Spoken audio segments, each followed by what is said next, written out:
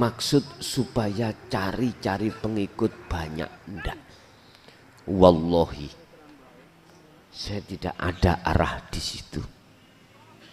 Mengapa ini saya tegaskan? Karena ini perintah Allah yang harus kami sampaikan. Udah. Mengapa saya menyuruh Anda untuk menghadirkan wajahku? Dengan alasan kau akan bisa sampai pada Allah karena lewat aku. Aku di atasku ada bin sampai Kanjeng Nabi Muhammad. Itu sebetulnya supaya Anda tidak lari dari pujaan selain aku. Ini jawabannya. Jangan melihat saya, lihatlah Allah. Berarti yang membongkar adalah Allah. Saya tanya, kalau Anda nggak percaya, berapa puluh tahun Anda mengikuti aku bertorikoh? Torikohku itu torikoh namanya Tisuyah. Torikohku namanya torikoh Tisuyah. Ini torikohku. Jenengan ikut, tak kasih wirid, tak kasih istighfar, sholawat segini.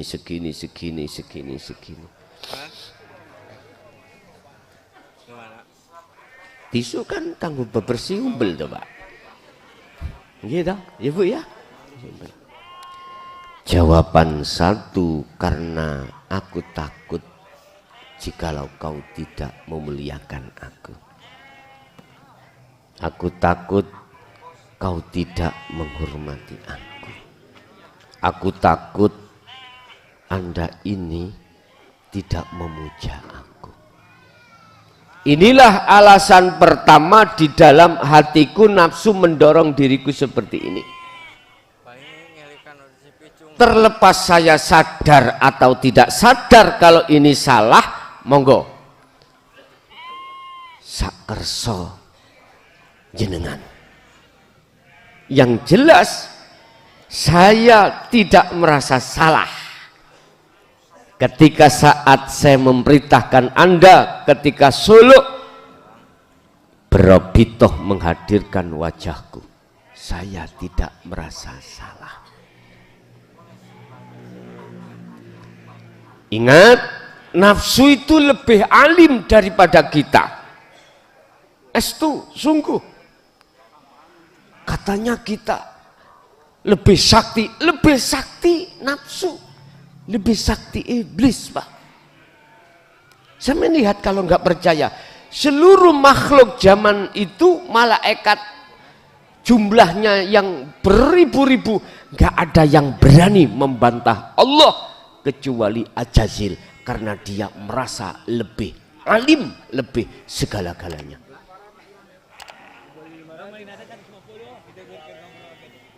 Yun sewu, saya tidak merasa kalau salah. Yang kedua, karena saya takut mereteli. Namanya pengikutku, apa Pak mereteli?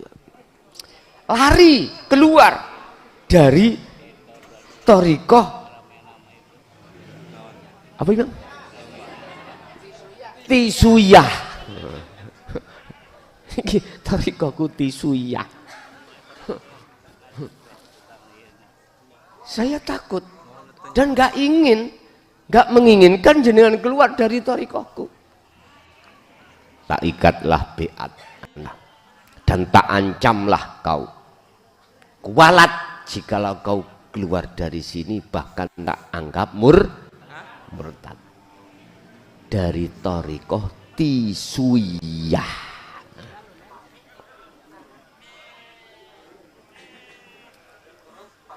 Sukses saya, sukses. Dari sisi penghormatan sukses. Ada kegiatan-kegiatan sebagai pengokohan. Mungkin sering kita sebut dengan tawajuh,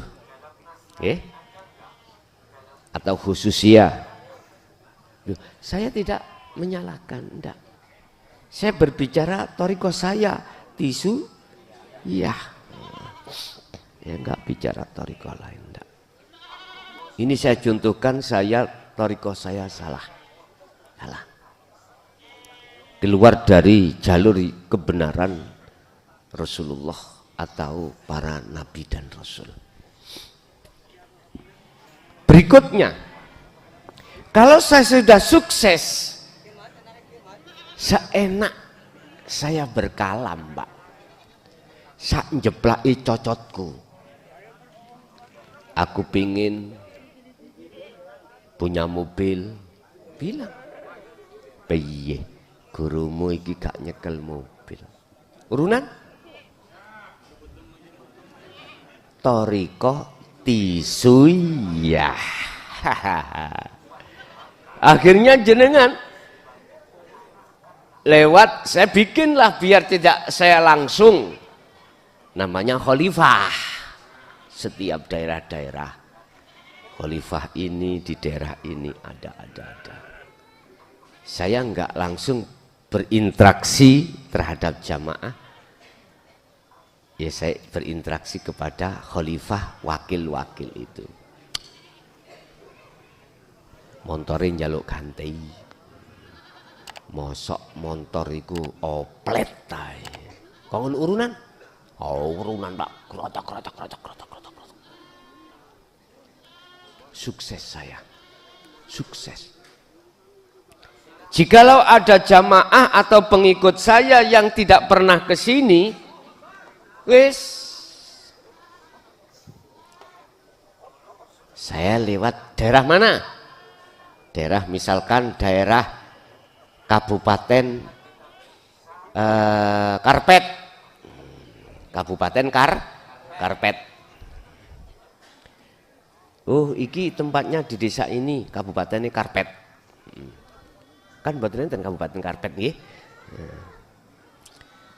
Akhirnya diintimidasi sampean kali khalifah. Ditakut-takuti sampean kali khalifahku. Teko, wayah kegiatan teko, supaya di mata orang lain, wah, tahu wah.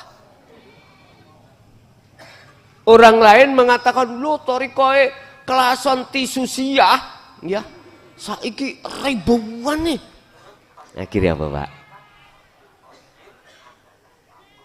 Konco-konco sing pengin nyalakno DPR tanda sak pitruti. Waduh, moro gratak-gratak sowan. Dudu Mbah Yai, goblok aku sik nom njuluk Mbah Yai. Taklono ngono misale ya. Jeluk encak utawa Kang ngono lho, gak cocok aku kok jeluk Mbah. Sik nom ngono. Sik 21.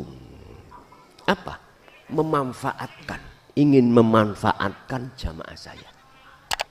Berhubung saya sukses mendoktrin jenengan, saya ngomong A sampai mesti A, saya ngomong B sampai harus B, kalau tidak kualat.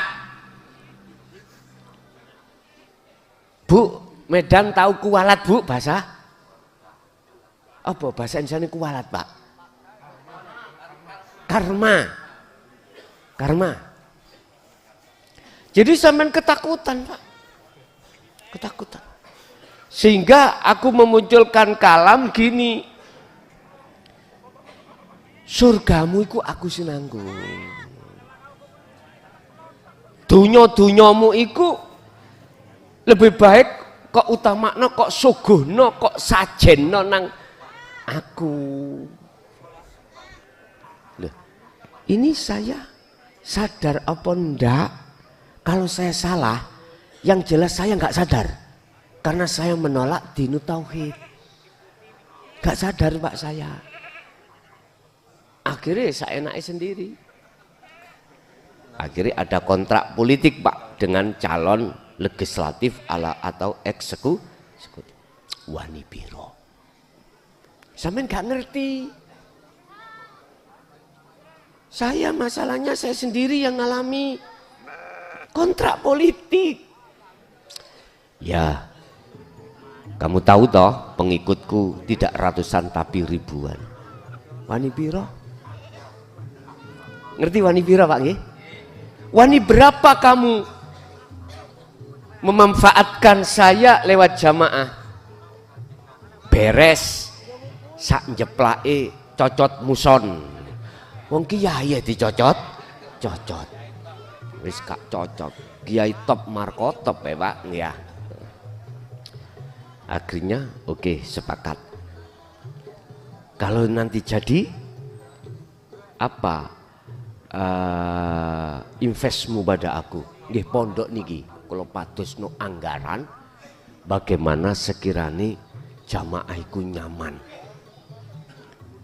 Jadi tambah luas, kita luaskan. Seneng mboten Pak? Ya jelas. Hati kalau masih ada di situ wis gak bisa menolak Pak. Itu pasti. Akhirnya apa? Sukses saya. Tak bikinlah sampean itu dalam kalimat. Ini mau presiden atau DPR, tolong coblosen iki. Coblosen iki. Wis tak sampai nang ngono sampean pasti mengikuti. Karena sampean takut kual. Padahal tolong dibuka di dalam surat Al-Maidah ayat 76, sing malati ku mung Gusti Allah, Bos. Duduk raine klason. Bukan. Hanya Allah. Malakum dzarraw wala naf'an. Lah jelas. Selain Allah itu tidak bisa memalati dirimu. Nggak bisa. Mengapa kamu masih tetap menyembahnya? Masih memujanya? Selain Allah tidak bisa memalati Anda. Sing pojokan wedi. Karena tahun-tahun anak tarika mantun diomongi ngono nggih wedi tenan, Pak. Wis, mohon maaf. Inilah alasan mengapa di dalam thariqah saya Tisuyiyah ini mendoktrin Anda supaya Anda itu menghadirkan wajah aku. Yes. Sore hari ini saya tegaskan, jikalau kita menghadapnya itu selain daripada Allah ini, laisa kamisli sayun ini, jelas bertentangan dengan surat Al-An'am ayat 79. Kita masih tetap dalam kondisi ruhaniyah ini beriman selain Allah, berarti musyrik. Saya pakai alasan sanadku muttasil, kau harus mengikuti sanadku ini. Aku karena sambung di atasku sambung sampai Rasulullah. Aku tanya. Dan ini ketegasan Rasulullah yang pernah beliau sampaikan. Saya klason, dukure klason, dukure iku sampai Rasulullah Muhammad iku makhluk napa mboten? Makhluk tak? Kalau kita sepakat itu makhluk, lalapo wajahmu kok hadapkan wajah makhluk? Padahal Quran mengatakan lilladzi fataras samawati wal ard. Udah, Bos. Kalau menurut saya mumpung kita belum bongko, ya sudahi kalimat-kalimat yang mengajak terhadap orang lain untuk menghadap terhadap wajah kita. Sudahi. Kalau jenengan mau, kalau nggak mau ya terserah. Mohon maaf. Nanti jikalau umat kalau sudah tahu harus kemana wajahku menghadap ini, kalau sudah tahu maka Gak payu Pak, makhluk-makhluk sing nyuwun sewu, sing njaluk disembah iki, njaluk dipuja ini, njaluk disajen ini, gak payu sudah. Dan mereka termasuk klason nggawa tisu ini ketakutan untuk kau tinggalkan. Ketakutan, ya. Itu ketakutan. Sepi. Jelas saya tidak akan pernah mau memberikan sesuatu padamu, justru kau harus memberikan sesuatu padaku. Sehingga ilmu diomongno. Ilmu iki nek dibanding dunya saisine wekmu gak cukup gawe nukar. Akhire ya niki kesempatan di dunyamu, di masalah kadang-kadang sampai di bojomu. Mbok nian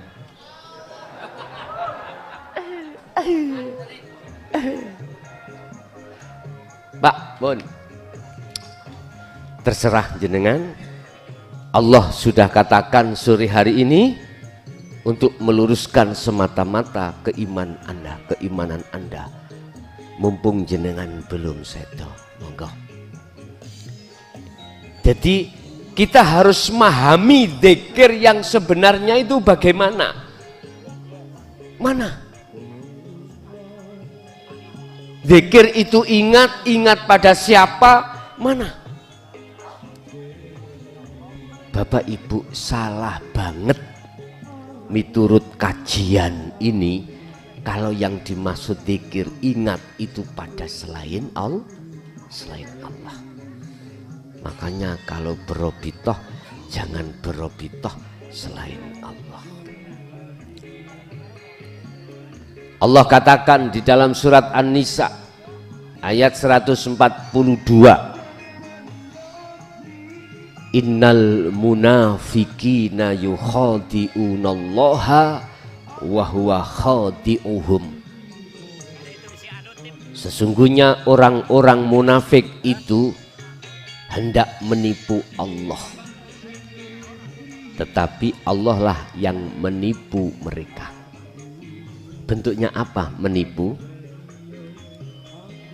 Dengan bentuk aku menyerukan Anda untuk robitoh padaku.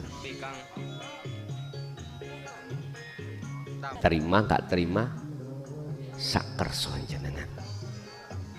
Sekali lagi saya garis bawahi, jangan melihat saya yang berkata, yang nyocot, jangan. Lihatlah yang dawuh adalah Allah. Berarti maksud Allah itu sayang pada kita. Diingatkan seperti ini.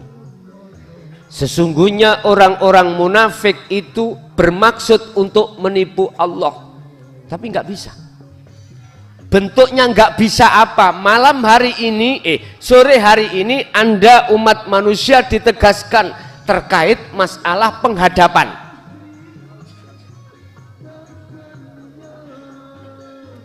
Salah betul ternyata kita selama ini. Salah betul.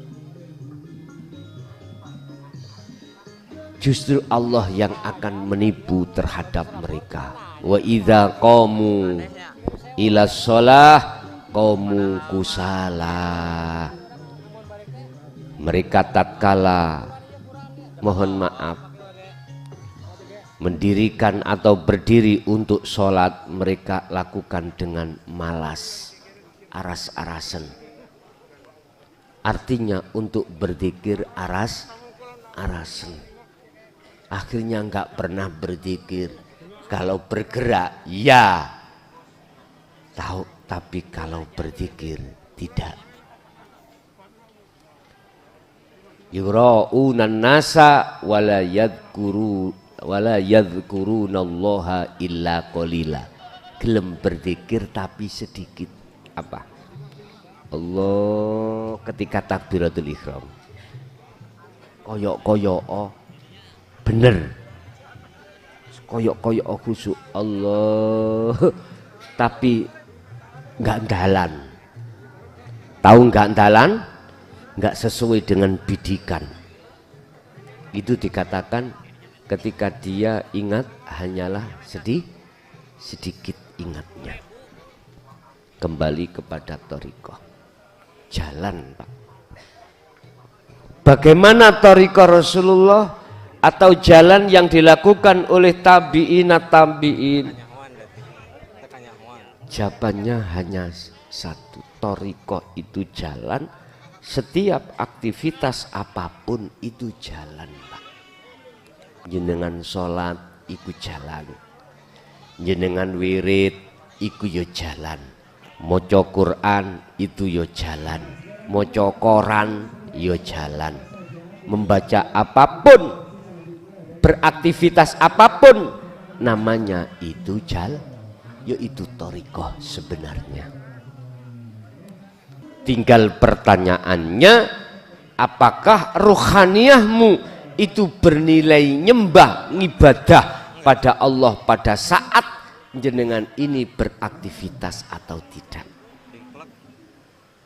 Kita sudah tahu Allah tidak akan menciptakan kita kecuali hanya menyembah, beribadah, berarti aktivitas apapun tanpa terkecuali wajib menjadi nilai ibadah, nyembah. Lah, akan menjadi nilai ibadah secara jasmaniah ini tergantung keadaan rohaniah jenengan ini betul-betul mengerti atau tidak terkait al-azkar, tentang masalah zikir yang sesungguhnya. Kalau mengerti dan mengamalkan, wallahi yataqabbalullahu minal muttaqin. Inilah amaliyah yang diterima oleh Allah. Udah. Ini thariqah. Lah, hakikat itu adalah tujuan. Ini ya tidak terlepas dari ilmu. Tidak terlepas dari ilmu. Tujuan itu kalau tidak diilmuni ya nggak bisa. Apa ilmunya tujuan? Ya tergantung. Jenengan ke JB ilmunya apa? Harus tahu jalannya, harus tahu jenengan ini alamatnya. Itu termasuk mengetahui ilmu. Inilah yang kumaksud adalah dinut tauhid. Inilah ilmu akhirat yang sudah 8 hari panjenengan iki langsung digodok oleh Allah.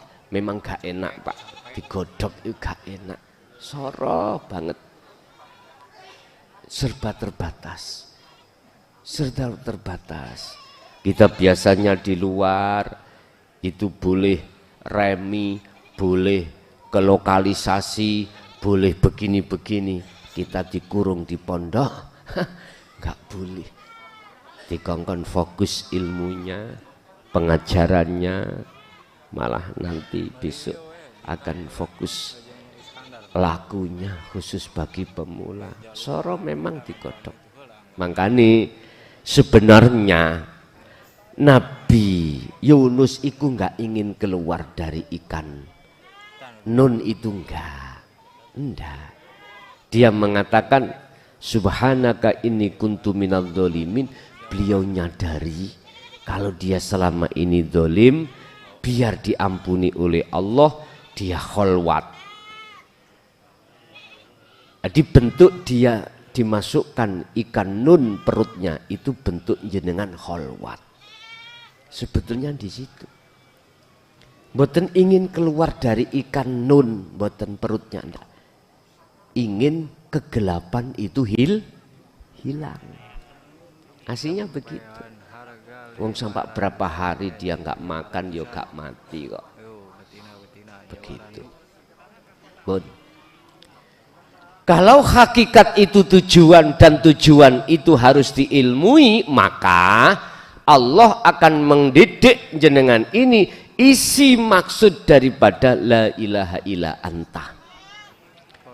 Setelah ini sudah disampaikan, maka kita lakukan sampailah kita pada puncak wahyu Allah, yaitu la ilaha illa ana. Inilah zikir.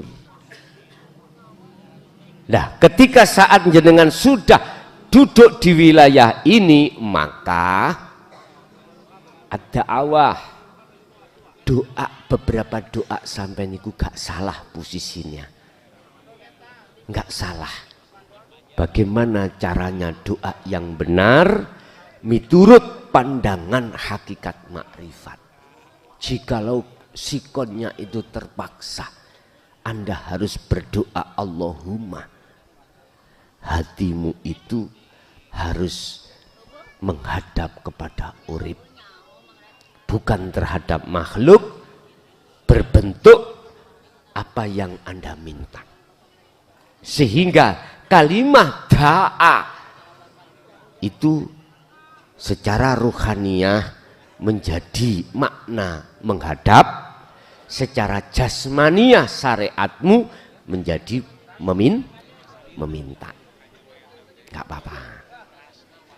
Tapi kebanyakan beliau-beliau ahli syuhud itu sudah tidak lagi berani. Dia itu akan memohon, meminta kepada Allah Subhanahu wa ta'ala, karena Allah sampun memberikan petunjuk di dalam surat Al-Ahzab ayat 41, ya ayyuhalladzina amanu dzkurullaha dzikron katsiron. Wahai orang-orang yang beriman, maksudnya sudah sampai pada kemakrifatan. Udzkuru do dzikira sira kabeh, ilingo sira kabeh Allaha ing Gusti Allah, dzikron kelawan dzikir yang sesungguhnya dzikir kathiron kang ukeh.